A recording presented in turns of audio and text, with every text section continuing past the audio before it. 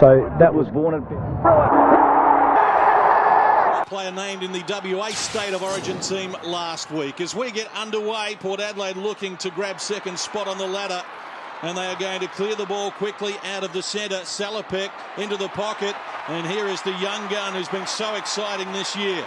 Justin Westhoff worked it to the advantage here of Daniel Motlop, who shows Thornton some tricks, tucked in on the boundary line, and here's Westhoff grabbing another mark. He's been held goalless just once so far in his AFL career. He makes no mistake as Port Adelaide draw first blood after almost 3 minutes. Brings him board. Mark taken by Carlisle. Now it's Pearce. Charging out Lade, juggled it, takes it at the third chance. Well, he's a long kick of the footy. If he wants to, he can go back and make the distance. I've got no doubt about that. He's a very skillful player, Brendan Lade. 2 goals, 5 this season, and kicked 2 in round 1 against the Dockers. One of them from 70, as we saw, this time from 65. Never looked like missing. Brendan Lade has got the job done. Roden is naked, but he's gone beyond that, looking for Westhoff in a contest. Brogan joins in. Treadray. That's a good handle. To Ebert. Around the body from Brett Ebert, and the leading goal kicker kicks truly. He can hold his ground and got beautiful hands. Comes in from point blank range, and for the 9th time in his first 13 games is a multiple goal. Looks to the half forward line. Again outnumbered Pavlich as the target. Surgeon taps it to Salopek. Now Peter Burgoyne. Calling for it again, Salopek. Close quarters, Chad Corns. Peter Burgoyne. Bursting off the half-back line and improvising as well. Now, if they don't come at Motlop here, he's liable to kick this from 55. Motlop unloads from 60, and it's all the way home. Margin out to 29 points. And Cassisi. Look at this, though, out of the centre. Charges out with the support of Sean Burgoyne. He unloads from 60. Good depth with the kick. Port have kicked 2 in 30 seconds. Ebert will take the mark. He's got Lade short if he pushes on, but he doesn't. Brett Ebert's a pretty good kick distance-wise as well. He'll go back and have a shot. He got him going at the start of the year, Brett Ebert. When Treadray was out of the side, this young bloke really took his game to another level. Had a wonderful season. Career best 6 goals on 2 occasions this season for Brett Ebert, and he started this match in good style as well. He has 2, and Port Adelaide extended. Richmond, and they were unlucky to lose in the finish. Pavlich out wide for Warnock, who runs around Brett Ebert. Right on the half-time siren, Fremantle going forward again. So an impressive fight back from the Dockers. Middle stages of term number 2, it looked like Port Adelaide were going to blow them out. It's been a multiple goal kicker in 8 of his last 9 games, Motlop. And we can add to the tally now as he gets the opening goal of the second half. Then Ryan Crowley was the man. I think Brendan Lade went over and told him all about it. Well, he'd want to get out of the way now, Brendan Lade, because you don't want to have the free kick reversed.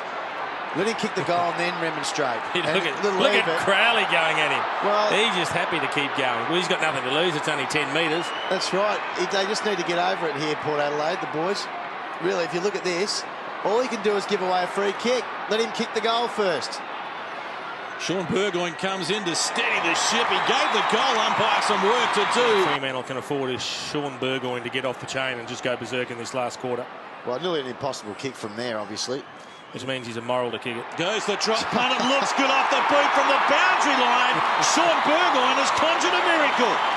The third quarter was a little bit lazy in patches, but you can see a fierce determination at the start of this last quarter already. Burgoyne comes in looking for goal number 4.